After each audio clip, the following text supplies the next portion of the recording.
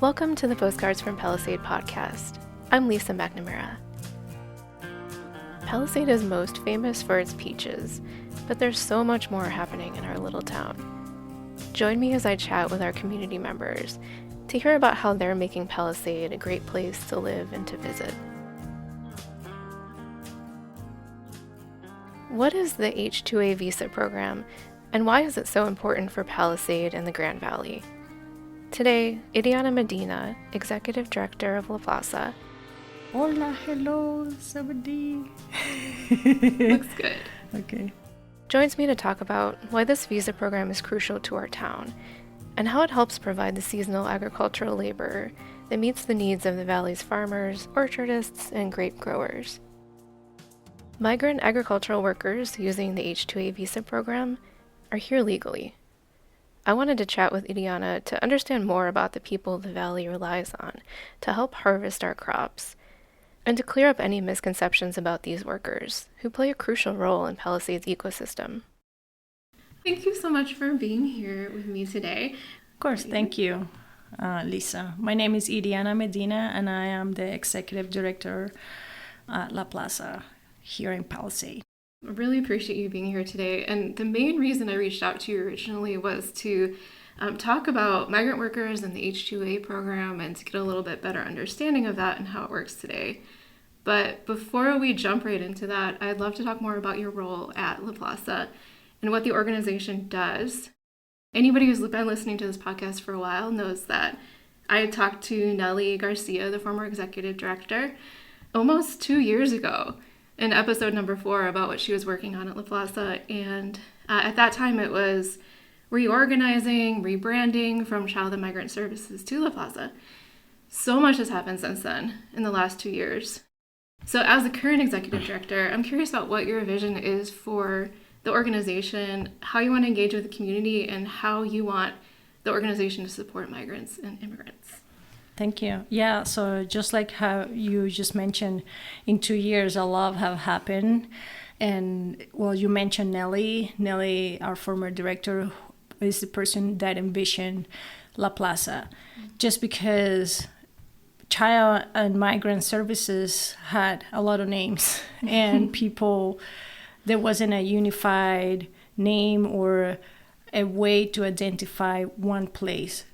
So she made the rebranding happen, and with the rebranding, the mission and vision of the organization expanded. I wouldn't say it changed. I would say it expanded because, like you're saying, we have been known to be the entity that takes care of the migrant workers for 67 years. Mm-hmm. Then at year 67 is when the rebranding started to happen with this game changer idea that Nelly had. And yes, we're still taking care of the migrant workers. That's the core of the organization still. Mm-hmm. And it's the core of this town. Mm-hmm. But we also wanted to be there for families that live in the valley too. Not just in Palisade, but in the valley. Basically, what we did was, like I said, expanding our services. And because many of the families that were migrant workers became immigrants. Mm-hmm. There were migrant families that decided to stay at some point, and they had La Plaza to be their peer of guidance. Mm-hmm. And the place that they would come to still get food supplies from the food pantry and clothing from the migrant thrift store. Mm-hmm. And other services too, navigation services, guidance on where to go if I need to renew a driver's license, mm-hmm. how to get an appointment for the DMV, that mm-hmm. kind of thing. The need of being open year-round was there. We also, so it kind of like organically merged to taking care of migrant to taking care of immigrants too. Mm-hmm. So this was a necessity just because Child Migrant Services was already doing that, taking care of immigrants that at one point were migrants. Mm-hmm. And so we weren't including them in our mission. So that's why it evolved to what it is now. I noticed that La Plaza is hosting more events now. Like there's the tamale making class, there's the food services courses, there's the English conversation group. So how do all those things fit into how you want La Plaza to kind of be a part of the community? Yeah, exactly. These kind of activities just foster community. You just said it. Mm-hmm. So basically incorporating our migrant and immigrant community into activities that would encourage exchange culture, values, costumes, way of living, mm-hmm. and make it a whole. This country is made out of multiple cultures. This country is made out of, forged by immigrants mm-hmm. of all origins. We basically were seeing the need of making it normal, making it a habitual thing to have activities where folks from different cultures would just unite. And I believe it's a way of promoting peace too, because understanding the culture of other people different than yours and living it somehow, whether it's through cooking tamales or having a concert with music that is different from what you're used to, mm-hmm. then you have a taste of it and kind of like get used to it and incorporate it, hopefully, to what a normal for a person would be. Mm-hmm. Yeah. So basically it comes down to empowering, mm-hmm. mixing cultures and having people be okay with being surrounded by something that's different. Appreciating the culture. So I recently spoke with, I don't know if you know Joanne Rasmussen. She's the chair of the Palisade Historical Society. So I recently spoke with Joanne about migrant labor in the past. So, who were these people who came to work in Palisade around the harvest in the past, like before the 1960s? And, I think what's interesting is like in that time, like up until the 1960s, there was a migrant camp in Riverment Park. And there's actually an area supported to housing migrants. There were community services as part of that park. There's all of this support system kind of in place there, provided by people who lived there, local residents, churches, other local organizations.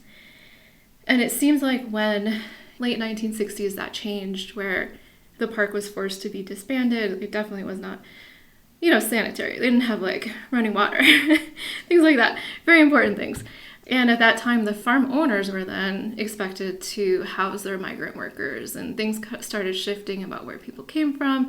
Basically, what I was thinking about listening to that, that function that La Plaza provides to people who come here to work or people who move here after coming here to work, is that community center that used to be provided in one way. And so it's just really interesting to me that it became more of like an individualized thing for the farm owners to actually have to house their own workers. We lost that kind of communal support system. And it just makes me think that really La Plaza is that place now, that center where everyone can come to be together instead of being separated out. Yeah, well, the legislation around H-2A workers have changed over the years. Mm-hmm. And that's why at this point we only have migrant workers. Mm-hmm. Back in the day, we used to have migrant families. Mm-hmm. And so that's how it all started out, of some wives of some of the local growers seeing the need in the fields, families and entire families, including kids, underage kids, waiting for the parents to finish their journey mm-hmm. in harsh conditions, whether it was snow, rain, or sun, mm-hmm. heat. And so, yes, it started out as an organization or just a community effort thing. Mm-hmm. and it evolved to become a nonprofit at some point. But yeah, the beginning, it was about providing the basic needs of services of basic needs for these families, and that's why the name was child and migrant services, because first of all, they're specifically for kids of these families that were in the fields with their parents while they were working. So there was a need of childcare. And then other services, so migrant services. What does a migrant need? So they need clothing, depending on the season. They need a food pantry, so let's get a food pantry. There was a food pantry. There still is, but that is not our main thing right now, because we have evolved from basic services to now empowering people. So it's all about making a platform so they could feel safe, so they could feel like they belong. And if it's a brand new person, say that there is a young adult that started coming as an H-2A worker, that I've seen them. It's a scary thing. You know, they, even though they're men and they're around men only, for a young kid it could be intimidating. Definitely. Just the work itself, just being in a place where I don't speak the language that everyone else speaks, or outside of the orchard. And where do I go if I need to go to the bank? How do I open a bank account? And things like that. So those are overwhelming questions and things that could go through a young adult mind once they start coming here. Those guys that have been coming here for 8 years, 10 years, 15 years, 30 years. We see people at La Plaza that have been coming for over 30 years to serve this community. And they have it more clear, although they keep coming to us because of this sensation of being surrounded by people that is just like them, that will provide them with the information they need in anything that they need to do. And that feels good on our end, because that's what we're here for people to feel confident, safe, to be in a place that they belong. That's so important, because I can't, I picture myself going somewhere to work where I don't know anybody, I don't have any friends, I don't speak the language, it's a really scary thought. So yeah, knowing that there's a place to go to have resources would be really important. And the good thing is that there is a cooperative sense of acting or being around the orchard workers, because they encourage brand new people to come to us for resources. And so that feels good. I mean, it's a recommendation, a word of mouth recommendation. Yeah. And so we're very happy to know that some of these people are encouraged to come to us especially when they're new in the area. How are you preparing for this upcoming season at La Plaza? At La Plaza, we're educating our people on their rights. So we are an organization that serves migrant and immigrants. This year, we have been working really hard on educating our community what their rights are as an immigrant, because everyone, even if it's an undocumented immigrant, have rights, and the amendments in the Constitution of the United States. Right. The Constitution of the United States and its amendments are good for U.S. citizens and immigrants too. Mm-hmm. So we are educating them around this, and we are letting them know what are the specific amendments that will protect them in any possible case of facing an immigrant officer. And we're equipping them with what we call a Know Your Rights card. It has the amendments that protects them, and it also has what's called the magic words. And basically the magic words are questions that they could ask an officer, like, have I done something wrong? Am I good to go? Things like that. So it fits into with the broader picture of empowering people. So you're empowering people to know their rights and to exercise them. Correct. Again, La Plaza, the focus of La Plaza have shifted to empowering the community that we serve. And whether, like I said, whether it is through an activity to do with the general community, the opportunity for them to share a story or their background or what they cook at home, and or for them to know their rights, which is it's a basic need, but at the same time it's a tool that could empower someone. So for you, what's your background, or like how did you get to this position? What made you interested in working in this field? I am an immigrant myself. I've always been around nonprofits. I've always worked for nonprofits, volunteering for many years. I volunteer for an organization called AFS, which is American Field Services. It's an exchange student program. I was an exchange student once, and when I came back to my country, I started working for them as a volunteer, and I volunteered there for 10 years. I'm originally from Venezuela, and in Venezuela I finished school for HR. So I got a master in human resources, and my family in Venezuela are farmers. I come from a state where farming is big, as long as oil, but my family were focused on farming and working the land and having cattle and things like that. So I've been around farm workers my whole life. And these kind of programs and organizations to support workers that work in the field doesn't exist in Venezuela. So when I saw this, I just loved it. When I first applied to work for La Plaza, I applied for the coordination and community engagement coordination, and I got it. And I was very excited. It was a very exciting news when I heard that when they called me and offered me the position. So I've been doing this from the love of my heart, because I'm working with people that are just like me, an immigrant just like me, and people that work in the fields. Back home, I was born and raised in the city. I come from a city of 3 million people. So it's Maracaibo. Maracaibo is the second largest city after Caracas. The farms of my family were in the country of my home state.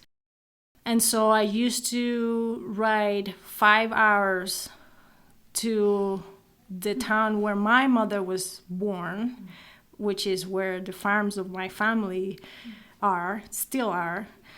And I would go there 2 times or 3 times a year because I needed to get out of the city. I mean, I love my hometown dearly, but I had to go back to the country as many times as I could just to take a break from the city. I just love town life. I just love slow pace town lifestyle. So this was just a perfect fit for me, really. Yeah, it's like a perfect combination of everything. And you're doing awesome work. It just seems like you're really just stepped into the role and you're really thriving in it. Thank you. I'm in a very steep learning curve right now, and I try to keep it humble. I know what I can bring to the table. And even though this was a challenging position for me, I knew consciously the challenge I was embracing. And the people that I'm serving, they can be sure that I am doing the best I can as a person, as a professional, and as a service provider. I love that. And kind of the best we can do, right? Yeah, exactly. Let's get into the main reason that I want to talk to you, which is to just get a better understanding of what the H-2A program is. We were at a lunch and learn a few months ago, and I felt like a couple of the questions that people were asking after the main presentation, it did feel like there were a few people in the room, and probably just because of what they did, but they just didn't know what the H-2A program was. I think if you're not maybe directly tied into a farm or farm owner or a relative or somebody who works on a farm, you might not really have a good idea of that might not be as visible to you of what happens here and how important this program is to the farm owners in the town of Palisade. So can you just talk about what the H-2A program is? And then we can get into kind of what the steps are that it involves. Yeah. So H-2A, it's the name of the visa. It's an acronym, basically. I know that A stands for agriculture. Mm-hmm. And so H-2A is the name of the visa that these individuals come to the country with to work in the agriculture, in the fields. Mm-hmm. So they get granted anywhere in between 3, 6 to 9 months out of the year to be able to work in a farm for this amount of time with all the legal settings that it includes. So they do file taxes, pay taxes. They don't get tax benefits though, right, because of the nature of the visa, but they do pay taxes for sure. So the growers need to put a notice out, like how is this called? File? No, hold on. It's when you put a notification for an ad.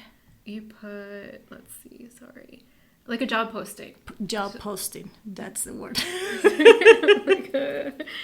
Yeah, so they need to post their job. They need to post it publicly. Yes, so the growers need to do a job posting here in the U.S. calling out for farm workers. They have to do this every year, and they need to show proof that they have done the due diligence to be able to hire people here. So then they need to show that there was no interest and that they need to get labor from abroad to be able to operate their farms. I think one of the points you made too is that they have to actively recruit U.S. workers. So it's not just like this paperwork thing. They don't just post the job, take it down after a day and say, oh, sorry, nobody applied. Oops. They actually have to actively try to recruit people. So it's not just to check the box. It's like you actually have to try to find people to come work for you. Yeah. Yes. And that usually doesn't happen. The retention rates are pretty low when it comes down to having American workers in the fields. Mm-hmm. And so that's why they rely so heavily in this H-2A program. Mm-hmm. So they need to go through the Department of Labor and get a certification to be able to go through the USCIS and be able to bring workers from abroad. Most of these individuals are from Mexico, and I believe it has to do with the proximity because they're the neighbors. But they could be from anywhere. But they could be from anywhere, yeah. But here in Palisade, most of them are Mexican citizens that come under the H-2A program. So then they have to go through this bureaucratic paperwork and fee thing. Usually I believe there is like an agency back in some cities, main cities in Mexico. And so they recruit people over there. Then they have to go over to the U.S. Embassy, sign their visas. They have like an interview process and signing process. They put their fingerprints, and then they're good to come. Most of them come in a bus or in a van, and they ride all the way from their homes to Palisade. Wow. So that's it. That is it. It sounds easy, but it's a very tedious process and a very time consuming and money consuming thing to do. Yeah, I know there's kind of like a love-hate relationship with it for farm owners because it's a great program, but it's also a lot of work. And then the regulations, back to comparing to what it used to be and to what it is right now. Back in the days, the growers didn't have to provide with housing or any of the stuff that they do have to provide now. So they come and live in trailer homes within the premises of the property of the orchards. And so they pretty much live where they work. Right. And this is one of the regulations and the things that the program makes the growers do, and it's provide housing for the people that they're going to be bringing. I believe they also have to provide like a standard wage too. They can't just, can't pay less than what a minimum wage would be for that type of work. Yeah, correct. And then meals, transportation, and just working conditions that meet federal and state standards. Yeah, there's usually a van in each orchard, and so usually there is scheduled times where they go out to town and they do grocery shopping or other errands that they have to do. Other than that, they will have to find a way to get out of the farm, and so that's why we had one of our programs is the bike lending program.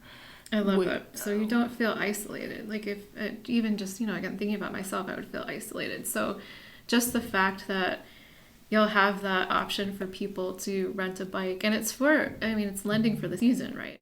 It really is lending program. It's not renting. We lend them, but and we maintain them. We do the services. So once we have a volunteer that comes and makes a maintenance on the bikes, and when they get here, all the bikes are pretty much ready to go and to be ridden.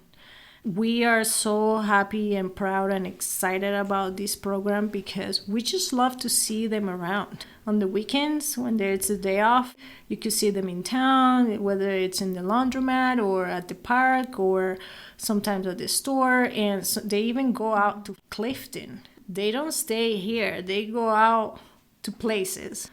Yeah, and just to have that freedom and flexibility is great because, again, there's a certain basic minimum that the farm owners have to do, but then beyond that, just think about just for the quality of your life. You want to have that sense of freedom in your time off. So exactly, I love that program. And that's empowering too, just for a person to have the freedom to go down to the river. I don't know, to throw rocks in the river, whatever, just to watch the geese flying and landing in the river. I mean, just leisure time for yourself. It's detrimental for the well-being of a human being. Absolutely. But yeah, so that's a lot of steps in the process, and then even once they have hired workers, they still have to show and prove that they're complying with all the standards. The farm owners have to show that they're complying with all the standards. It is a very taxing program for the growers. I have no doubt of that. Yeah. About how many H-2A visas do you typically have here in Palisade, averaging? Anywhere around 400 to 500. It can vary depending on many things, Some people sell their farms, some people, and then climate change is the thing that takes place in this decision too on how many people we're bringing. Sure. Yeah, some years there's a huge crop, some years there's less, and then the farmer is going to know what they're going to need each year, so that makes sense. But that's a lot of people, 400 to 500 average. Yeah, I believe that most of them have their numbers down for the amount of trees that they're going to be taking care of. So obviously there are other people working the fields too. There'd be other workers who live here, but what would the impact be to Palisade if the H-2A program was changed or eliminated? Well, I hope this program stays intact because we all depend on it. Not just growers, but the town. you could probably feel and see that whenever the harvest season is over, everything pretty much goes dormant. And so that's how important it is. It is for the sake not just of the growers, but for everyone around this town, because, and I would say the county, because the economy of this area relies heavily on the agriculture.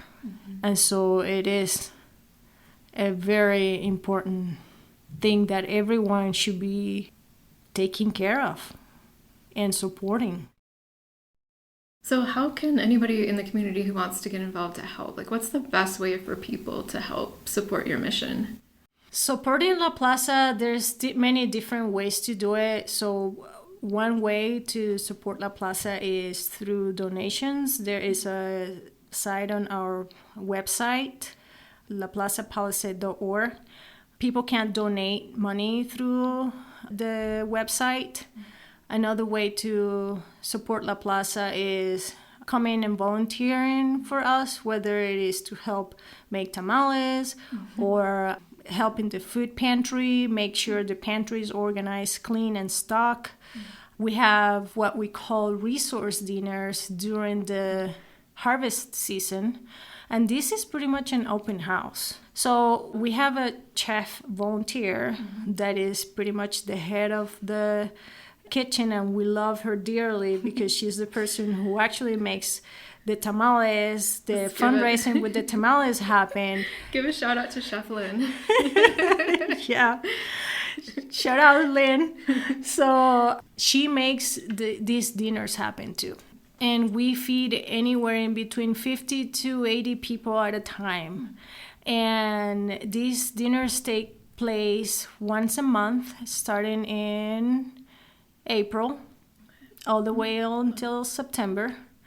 And this is a very fun and enjoyable way to come to La Plaza and see La Plaza in action. We love our resource dinners because it feels like a party, even though it is not.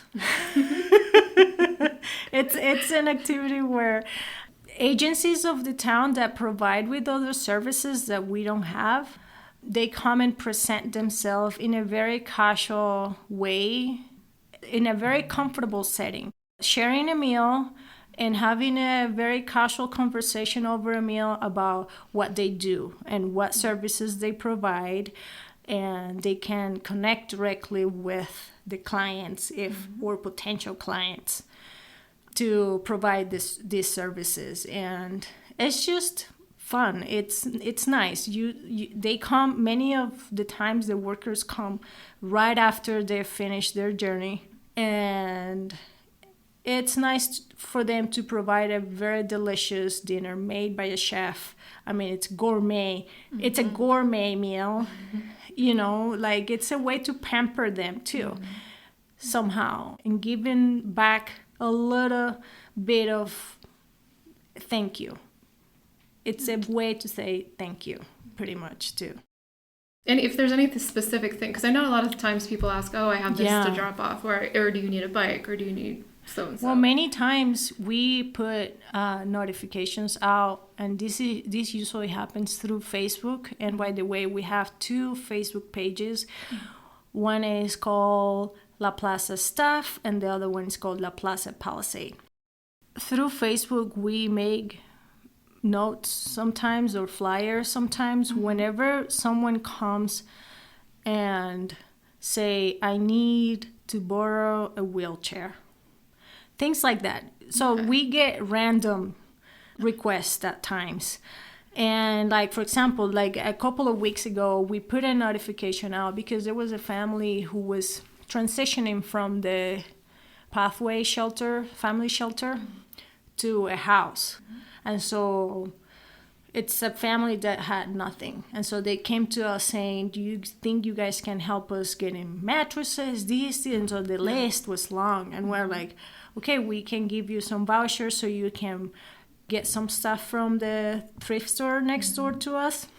And then the rest, big things like mattresses and stuff like that, we could put a notification, so whomever has a spare mattress that can give to you guys, then we just connect them that way. Awesome. Is that usually on the La Plaza staff page, or could it be in both? It could be in both. We try to post on both sites. We're still working on our how to manage all our social media stuff. Yeah. That's like an ongoing thing. It's getting better, but we're still working on it. So since the rebranding, we're still in a very growing process or journey in terms of taking care of immigrants. Like I said, the migrants are the core of La Plaza, but we need to think also around the other immigrants that live in the valley and that bring value to different industries. The hospitality industry, housekeepers, people that work in Airbnbs, motels, hotels. The construction industry relies heavily in immigrant labor. People doing roofing, cement. These kind of jobs are done by immigrants. Right. And there's a huge demand, growing demand for all of those services in the Grand Valley. This town is growing, not just Palisade, but in Mesa County, Grand Junction. It's growing faster than what we can grasp, I think, and that what we can think of. So I don't think that many people see Grand Junction like a small town or a big town. It is not a town anymore, it's a city.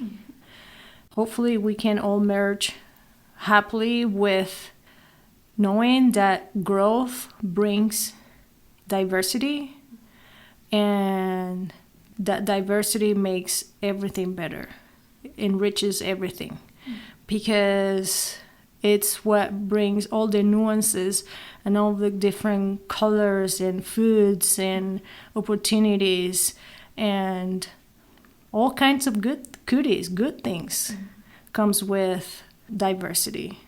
So hopefully everyone in this area embraces and gets encouraged with the growth that we're having, because I don't think it's going to stop.